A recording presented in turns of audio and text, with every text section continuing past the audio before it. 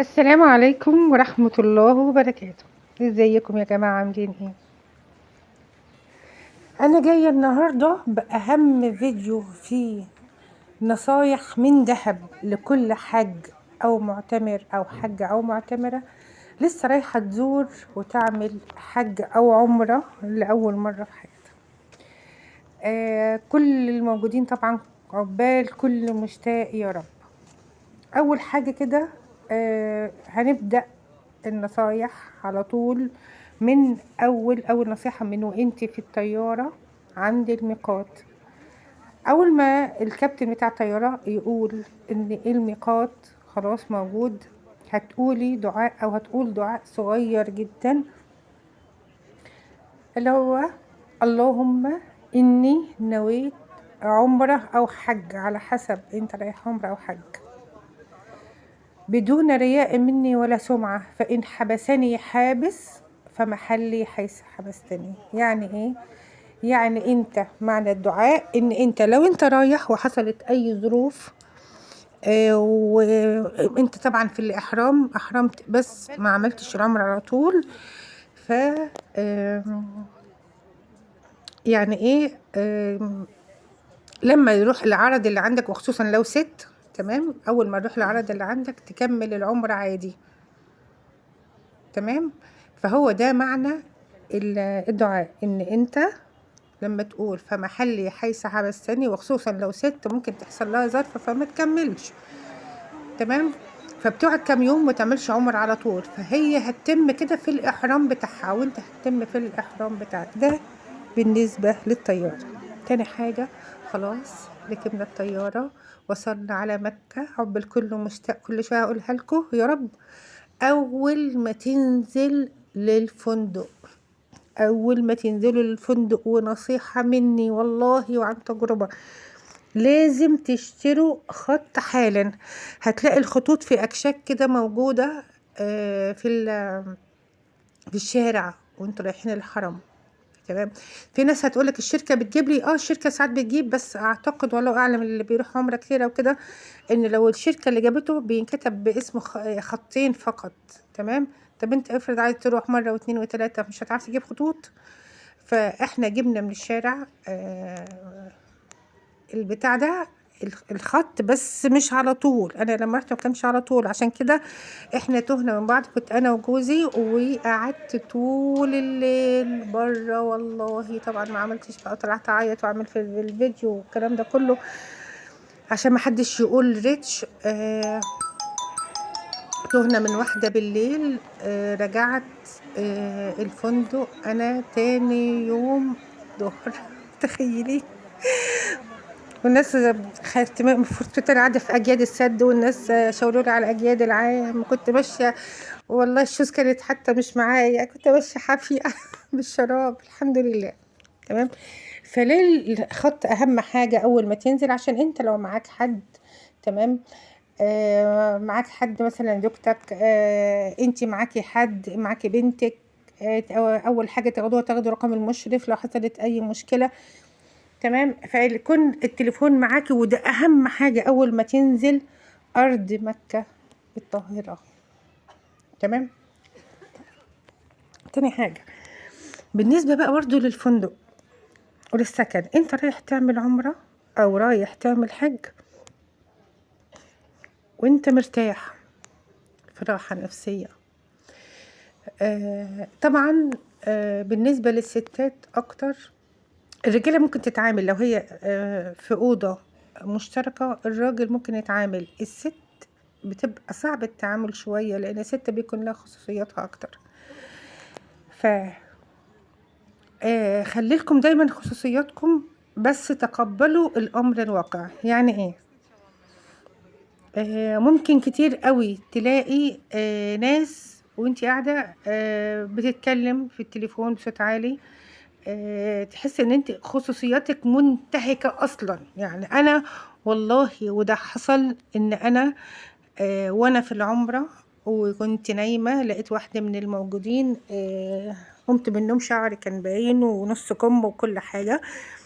لقيت واحدة من الموجودين مدخلة اخوها في الأوضة واقف، وانا قمت لقيته في وشي. يعني انتوا متخيلين ان ممكن الناس توصل لحد فين. في ناس بتحس ان انت خلاص، انت يعني انت سكنت في اوضه ملكتيها. طبعا انا بس كلامي للناس اللي داخله اوض شرك او غرف شرك، بالله عليكم يعني انت حر اذ لم تضر. يعني انت لو هتضر اللي موجود معاكي او اللي موجوده معاكي، او انت كراجل هتضر اللي موجود معاك، فبلاش. لو انت مثلا بتشرب سجاير اشرب بره، اللي في ناس ما بتتحملش. ماشي. لو انت مثلا ست عايز تكلمي اهلك فيديو، ما اقومش انا، لا يعني انا بتاع بس مباشر وحصري لاهلك في البيت. تمام. ففي ناس واخدينها كده عافيه، لا مش عافيه. وخصوصا واهم مشكله هتلاقوها التكييف. ايه بقى التكييف؟ تقولي انه لا انا مش بحب التكييف، والناس اللي متعودين على التكييف يا جماعه شغلوا التكييف، ما احناش قادرين نقعد ولا حر. طيب الحل ايه في الموضوع ده؟ والله العظيم الكلام اللي بقوله لكم ده هو من ذهب.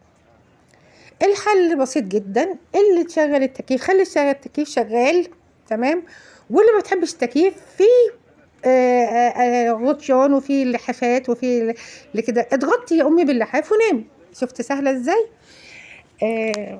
ما تجيش تعملي مشكله وتعكنني على واحده رايحه، اللي رايح يعمل عمره ده او رايح يعمل حجه، رايح يتغسل حرفيا من جواه. عارفه اللي يتغسل من جواه؟ ف آه، اختاروا مع مين تقعدوا. لو قادره، لو انت طالعه مع جوزك او مع اخوك او مع بنتك تاخدي اوضه مع نفسكم، يا ريت. يبقى انتي، انا بقولك مفيش مشكله هتقابلك. لان زي ما قلت في ناس بتتفهم ان انا قاعده مع ناس غريبه، وفي ناس لا مؤاخذه ممكن ياخدوا الشاور والحاجات السكين كير بتاعتك، او حاجات استخدامك الشخصي ان شاء الله، حتى لفت الاستحمام بتتاخد ويستحموا بيها هم عادي. والله لا مؤاخذه في الكلام بس ده حصل. آه، دي كمان حاجه. تمام. بالنسبة لتجهيزات العمرة وكل حاجة والدواء والحاجة كده، أنا هنسيب لكم الفيديو. هبقى في تعليق مثبت، علشان ما تنسيش حاجة نهائي قبل ما تخرجي من باب بيتك. ما تنسيش حاجة نهائي، لا انت ولا لو انت كنت راجل ولا ست. بالنسبة للست طبعا الإحرام هيكون من البيت، والراجل بيكون من المطار. تمام. الأفضل في ناس شفتهم احنا طالعين بيحرموا من المطار. لا يا حبيبتي، لا خليكي في البيت احسن واروق بس اهم حاجه مفيش صابون بريحه، مفيش اي معطر، علشان خاطر عمرتك ما تفسدش. ده مثال النساء بقى. نقول ايه كمان بالنسبه للطواف؟ يعني انا عملت عمرتين. اول عمره انا فعلا تعبت جدا، كانت زحمه، مع ان كنت اخر شهر 11 واول 12. في ناس هتقدر تستحمل تمشي في الزحمة، في ناس لا. فعشان كده عندك الدور التاني ممكن تعملي منه عمرتك عادي جدا، اللي هو قدامك ده. عند الشبابيك اللي هناك ده بيبقى فيه مكان كده فاصلينه عاملينه بحواجز. لو مثلا رجليكي تعبانه، لان انا كان عندي قطع في وترين في رجلي. تمام. وانا كان معايا جوزي واخته. فالمهم يعني هم راحوا يجيبوا كراسي وما عرفناش نوصل لبعض تاني. وكان من الوقت ده كنا تهنا بقى، او كنت انا اللي تهت يعني. فهم عملوا عمرتهم على كراسي، وانا لو شفتوا العذاب اللي انا اتعذبته علشان اعرف اعمل السبع اشواط، او كنت لوحدي وكان زحمه جدا. كنت بمشي مع الناس اللي انتوا شايفينهم، اللي هم لابسين بتوع الفلبين بقى والصين والجماعه دول، اللي لابسين حاجات زي بعض دول. تمام. كنت بمشي في اي جروب فيهم. في ناس استغفر الله العظيم، رجاله بتخبط في الستات قصد، مش عايزه اوضح اكتر من كده. وانا يعني حسبي الله ونعم الوكيل بجد. فانت لو حاسه ان الدنيا زحمه عليكي، او انت تعبانه، او فيكي مشكله، مش لازم تعملي تطوفي حوالين الكعبه تحت عند صحن الكعبه. اطلعي في الدور التاني فوق. لو انت تعبانه مش قادره تمشي، هتلاقي كرسي، هتلاقي الكرسي مثلا ب200 ريال، وتعملي عمرتك وانت في منتهى الراحة. انا العمرة بتاعتي الاولى عملتها ورحت ساعات بين الصفا والمروة، انا كنت بموت حرفيا، وكنت طبعا لوحدي زي ما قلت لكم لان جوزي كان مع اخته. تعبت جدا، تعبت جدا، مجهود جبار. تمام. اللي قادر يا جماعة يعمل سعي بين الصفا والمروة يسعى، اللي مش قادر برضه احنا قلنا لو هو العمرة كاملة بتتاخد بكام؟ 200 ريال. الناس كلها كويسين والله العظيم. في حاجة كمان ودي أهم حاجة عايزة أقول لكم، عساكر الحرم يا جماعة والله العظيم طول ما انت ملتزمة وانت ملتزم، الناس دي في منتهى الاحترام. يعني انا لما يوم ما تهت، تمام، انا عايزة اقول لكم ان هم كلهم كانوا زعلانين. انا كنت بصراحة بقى بص يعني أنا كنت مخنوقة، كان وشي احمر جدا جدا جدا، وكنت مخنوقة قوي، وعمالة الف من الساعة 1 بالليل لتاني يوم يمكن الظهر. تمام. مش عارفين يقدموا لي المساعدة ازاي. بس انا كنت بعمل حاجة، لو قال لي مثلا عساكر الحرم لو سمحتي تعالي هنا، اقول له حاضر. ليه؟ لان هو ادرى مني. في ناس بتيجي تقعد فين بقى؟ بتيجي تقعد في الطريق. يعني مثلا تلاقي حد في الطريق بين الطرق او بعضها، ان هو انت لو قعدت في المكان ده هتعطل الناس اللي رايحه وجايه، فيقول لك قوم. لا مش قايم، لا ما ينفعش طبعا. شايفين بسم الله ما شاء الله دي السعي بين الصفا والمروه. بس ده الدور الثاني. لما كنت انا عملت العمره الثانيه كنت عملتها على كرسي زي ما قلت لكم عشان خاطر رجليا كده، فكانت احسن روحانيات والله. كانت روحانيات عاليه جدا. اللي فوق كنت حاسه بتعب شديد لما في العمره الاولانيه، عشان خاطر كنت لوحدي، عشان خاطر رجلي، عشان خاطر معيش مشرف حتى يقول لي انت تعملي العمره ازاي. معيش حد اول مره اروح عمره، تمام، معيش حد اقول له اعمل ايه. فكنت بمشي مع الناس اللي هم الصينيين والفلبينيين، وهم اصلا ما بيتكلموش عربي، بس بيتكلموا ان هو مثلا الله اكبر الحاجات دي كلها عربي. فكنت بمشي واعمل العمره وراهم. انتوا متخيلين؟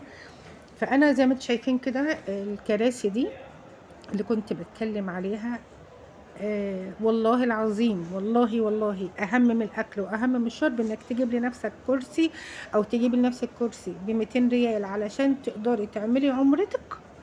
تمام. شفت؟ اهم من الاكل والشرب عشان خاطر يعني مثلا تقول لي انا اوفر ال 200 ريال، ما توفرهمش. تمام، ما توفرهمش. انا عامله لك في الفيديو بتاع تجهيزات العمره في كل حاجه ممكن تاخديها معاكي من البيت وتستخدميها هناك وهتعيشي احلى عيشه. وعايزه اقول لكم على حاجه، تمام، الدنيا هناك زي الفل. حابه ارجع لكم تاني في موضوع زي الفل ده، بس خليني في العمره الاول، او في انك تجيبي كرسي لنفسك. لو قادر تعمل الطواف 7 مرات وتعمل 7 مرات سعي، تمام. مش قادر او مش قادره يا جماعه، بعد اذنكم خدي كرسي بالكراسي اللي انت شايفاها ديت. بيبقى في ناس موجودين تبع بسم الله ما شاء الله تبع الحرم زي ما انت شايفه كده. خلاص. ولو انت معاكي مثلا جوزك، معاكي ابنك، معاكي بنتك، بيبقى ماشي معاكي جنبك. خلاص. طيب بالنسبه مثلا هنقول استخسر فيني عشان اكل وشرب. لا هقول لك على حاجه، انا الفيديو اللي انا عاملاه لكم فيه الاكل وفيه الشرب وفيه كل حاجه، تمام، هتاخدوها معاكم من البيت. هناك في بلح في الحرم، في قهوه، في شاي عادي انك انت تاخدي بالعقل. يعني في ناس معلش انا اشوفها بتكبش كده، لا يا جماعه حرام عليكم. يعني خدي 1 2 3 بالكتير، وكوبايه الشاي الصبح وكوبايه القهوه، والله كانك فطرتي وهتقعدي طول النهار. لو انت عايزه تقعدي في الحرم عادي، خدي معاكي بسكويت، خدي معاكي في شنطتك سندوتش وانت نازله، تمام. فما تستخسريش في نفسك حاجه، وانك انت تاخدي كرسي علشان ترتاحي وتحسي بروحانيات جميله جدا. انا زي ما قلت لكم العمره الاولى انا كنت مخنوقه وما كنتش عارفه اعمل ايه.